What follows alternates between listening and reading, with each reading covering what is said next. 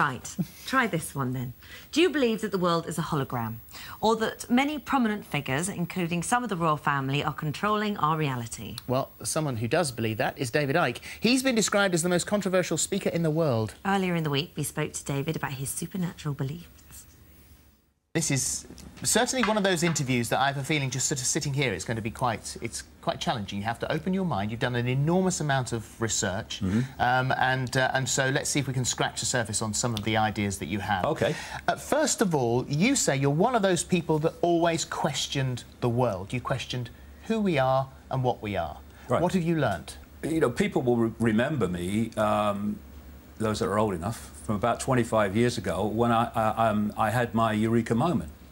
And I was an ex-television presenter. I decided to get out of the business and follow my journey, where life was pushing me. And what happened in that strange period in 1991 was that, you know, when you press the keys on a computer too many, and it freezes because it says, I can't process this, and that's what happened to me. And that's when Time Warp stuck in. That's when media Time Warp locked in. It's official, Icke's a nutter, that's the end of it. And well, you did go on the Wogan show and say, yeah, and you didn't deny, when he asked you if you were the son of God, you didn't deny it. Well, yeah, but that has to be put into context. What I was saying, and you've got to understand at that time that I was going through this amazing transformation of awareness. It was like everything morphed back, and people were saying to me, I thought you'd gone mad, mate. You're the same David Icke I knew. And I was, in terms of the way they saw me. But I wasn't, because now I'm seeing the world in a completely different way. Before, there were puzzle pieces all over the floor. Now, suddenly, I can see how they fit together. And I spent the last 25 years putting them together. So, what is your puzzle like? What does it look like? The five senses decode. The ears are classic, but it's the same with all of them. They decode waveform information, energetic information. Think of it as the wireless internet. The five senses turn that information from waveform into electrical information, same information, different form, which is communicated to the brain. So, for instance, if I bang my shin, I don't say ouch until that message has got to the brain. And the brain takes that information from the five senses and it constructs reality. And therefore, we are living in an illusory reality in terms of solidity. That's why that table, which seems so solid, is made of atoms, and atoms have no solidity. As someone rightly said, if you take an atom to be the size of a cathedral, the nucleus of the atom is about the size of a 10-cent piece. Everything else is empty space. How can that make the solid world? It's not solid. So once you come from that perspective... Yet if I pick it up and bash you on the head with it, well, it's going to hurt. Yes, because that's the way we decode information. I've been saying now for so many years in my books that this world is actually holographic. And a hologram is not solid, it's not physical, it's illusory solid, and it's illusory three-dimensional. Now, once you're dealing with something that's holographic, something that is a projection, you're no longer dealing with someone getting the metal and the stuff and all the rest of it and making a moon. Because it's a projection. It's a holographic projection. So the moon isn't real? No. Well, none of it's real, really, because it's all a projection. But is the universe a projection? Yes, it is. And that's what these scientific teams in Bonn and America have come to the conclusion of. So who's projecting, who's projecting the projection?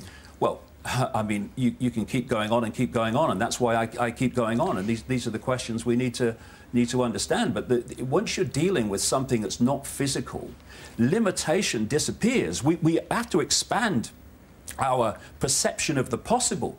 You see, if you want to keep people in the box, keep people in the bubble, one of the fundamental ways of doing that is to suppress their perception of the possible. Because when you're doing things out here, people in the perception bubble will say, that's not possible, that's not possible, it can't be done, and they dismiss it when you can go on and do it without being challenged. Who's keeping us in the box, and why would they want to do that? Well, I mean, you know, this is why Wembley was 10 hours and my books are that long. There's so many dots to connect. But there is a force which is feeding off human energy. And it operates. This is why understanding the nature of reality is so important, to understand this force. Because this force takes a form that basically energetic in its base form, though it can project form. And it operates on the fringes of our perception band. So when people say, well, you're talking about these people, I've never seen them, well, you wouldn't, because they're operating outside. To sum that up, if it's possible, then it is like the Matrix, that we are being controlled. This is something that's being controlled for us. It's being made for us. And it is, what, millennia old? Well, yeah, probably, and the rest. But yeah. I mean, that's an interesting point. If you take the Matrix movies, you take away the poetic license, you take away all the violence, and you take away all the, you know, the stuff they put in movies, and you take the basic concept of people living in a reality thinking it's real when it isn't. Our prime reality has been hacked into, just like the Matrix. A lot of stuff comes out of Hollywood, which is actually telling you the truth. Would you say that I was wrong, therefore, to be quite enjoying my fake reality? I mean, am I suppressed in such a way that I don't even realise it? Because I quite like it. Well, yeah. If you want to like living in this reality, then good for you. So what about we're controlled by... It has to have control. There have to be people who control it, I assume, if they're creating this reality for us. And you've said quite controversially that, you know, that the royal family and members of the media and members of the banking profession are all part of this controlling force. The ones that control the system, not everybody in those professions. Right. So we are being controlled by a group of super beings. Well, actually, not super beings. You know, if we are super beings. We are infinite awareness. That's what we are. We are awareness. And what this body does, I call it the biological computer, is it focuses the attention of that awareness in this tiny band of frequency called visible light. So we think this is all there is. When people leave the body, and suddenly, this is a constantly common theme, that their awareness suddenly expands, suddenly past, present and future all exist in the same now, because there is no time. That's another illusion.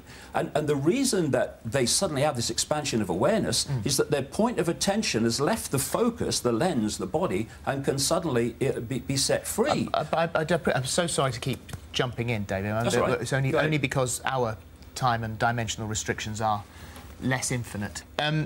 If this has been going on for millennia, how long is it going to be before you wake up the planet to the fact that this is all a creation? And then what happens? Because you'll freak out the entire planet. Well, if you strip down the wallpaper of the Matrix and suddenly we end up with this reality that is the true reality, we'll be frightened to death. Is it better? Well, I've read about near-death experiences.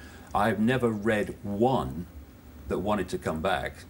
This is in a sense, this place is hell. If the royal family are alien beings, or some of them, or some bankers, or some in the media, then you're talking about a global war to push them out? How do we get rid of them?